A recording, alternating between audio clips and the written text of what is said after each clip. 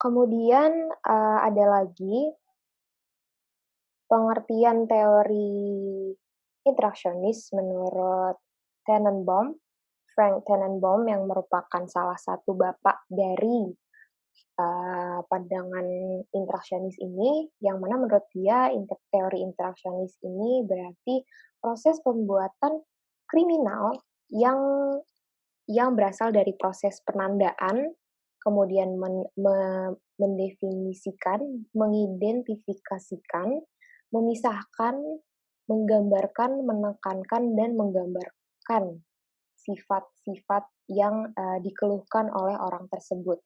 Nah, hal ini pula yang menekankan bahwasannya teori interaksionis ini hampir sama dengan teori labeling.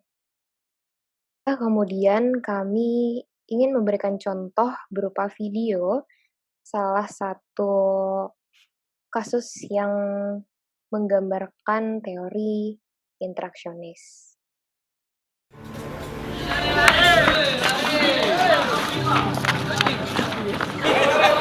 Ketika dia mau bebas, dia bukannya senang malah gelisah. Dia bilang, ya saya bingung kalau saya keluar saya mau ngapain gitu. Saya nggak punya apa-apa, dia bilang gitu.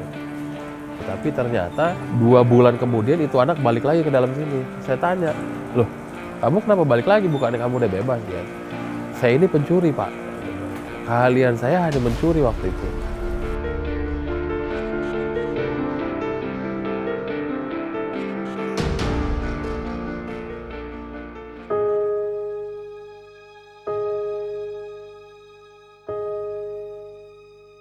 Terus terang pertama kali saya masuk dalam penjara, itu bisa dibilang hal titik terberat dalam hidup saya. Pasal saya ini kan 378 penipuan. Sanksinya bukan cuma pidana, tapi sanksi sosial.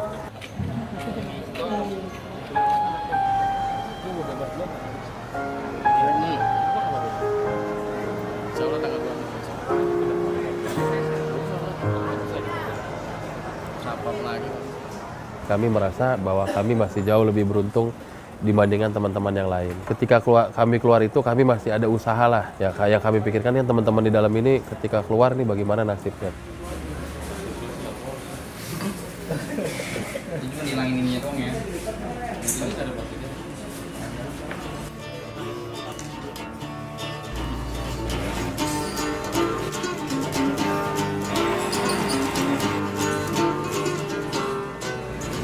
Tadi orang bilang gini, lu tuh gila di penjara mikir bisnis. Saya bilang, saya bukan berbisnis, tapi saya melakukan suatu pembinaan sosial. Waktu itu mendengar bahwa pemerintah sedang menggalakkan lapas industri.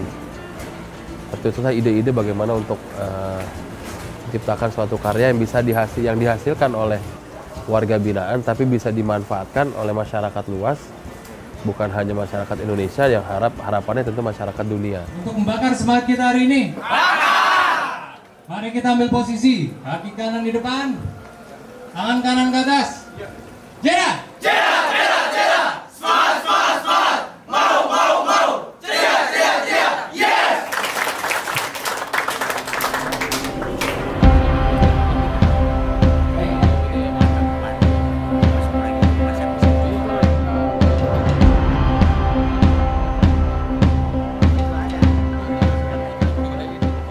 Ketika kita mendekati mereka dalam posisi mental mereka lagi down, lagi jatuh, ini kan butuh ekstra untuk kita meyakinkan, memberikan motivasi pada mereka. Nah itu awalnya kami buka pendaftaran, tidak ada satupun yang mau ikut.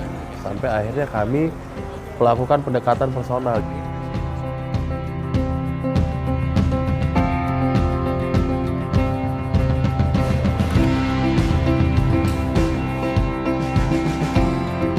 Dulu pertama kali kami mengidentifikasi apa yang bisa dijadikan potensi ekonomi kreatif, itu adalah kerajinan kulit.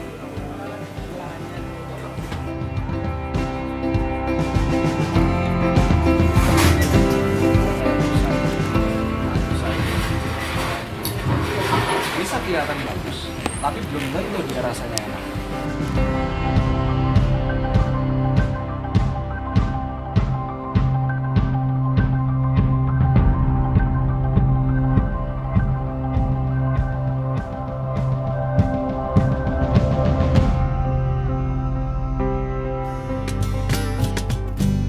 Pancasila, satu ketuhanan yang maha. Waktu itu putus asa, belum kerja, jadi masih benar-benar masuk sini.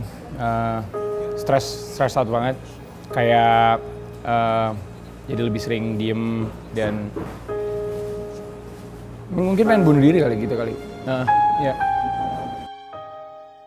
Jadi kayak turning point itu terjadi pas aku udah mulai kerja dan aku udah mulai involved di sini, kayak di Jira, di Minggiat ini banyak opportunities dan orang-orang di sekitar aku yang suportif juga.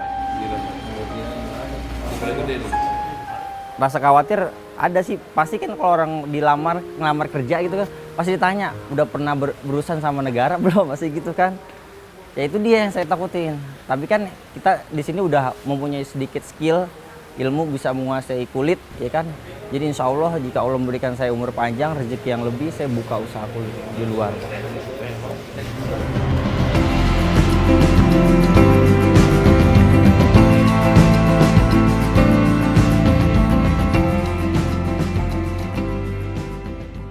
Yang dianggap orang ini sebagai sampah masyarakat, tapi saya melihat ini sebagai potensi bisnis yang luar biasa. Setiap orang berhak untuk mendapatkan kesempatan kedua, berhak untuk mendapatkan kehidupan yang lebih baik.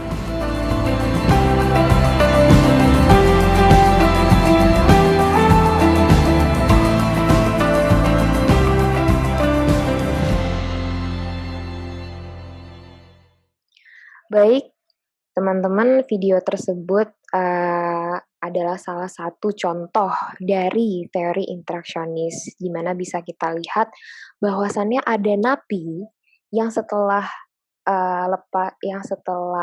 dipulangkan dari lapas 2 bulan kemudian, napi ini masuk lagi. Karena kenapa? Karena napi ini beranggapan bahwasannya dia hanya mempunyai keahlian mencuri. Nah, keahlian mencuri yang dia punya ini setelah dia keluar dari lapas, masyarakat menggambarkan bahwasannya si napi ini ya memang pencuri. Jadi secara tidak langsung si napi ini sendiri merasa bahwasannya, oh saya ini hanya pencuri.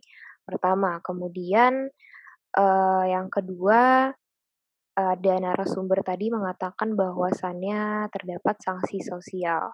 Nah, hal ini berkaitan juga dengan pemaparan salah satu narasumber lainnya yang mengatakan jika seandainya dia ingin mencari kerja, dia takut ditanya apakah pernah berurusan dengan negara.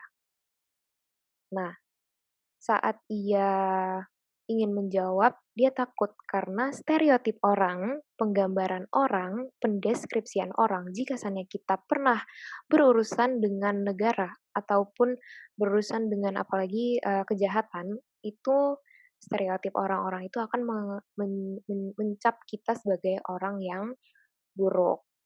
Nah, kemudian di akhir video tadi, pendiri dari Jira Institute ini mengatakan bahwasannya Jira ini awalnya adalah sampah masyarakat. Nah, frasa sampah masyarakat ini sangat menguatkan bahwasannya masyarakat ini punya gambaran tersendiri, punya pendeskripsian tersendiri, punya penandaan tersendiri bahwasannya seorang napi itu memang sudah dicap jelek oleh masyarakat, dan masyarakat mencap bahwasannya napi ini tidak akan pernah bisa berubah sehingga dicap juga sebagai sampah masyarakat. Nah, hal inilah yang oleh narasumber ini katakan bahwasannya sampah masyarakat ini memiliki kesempatan kedua.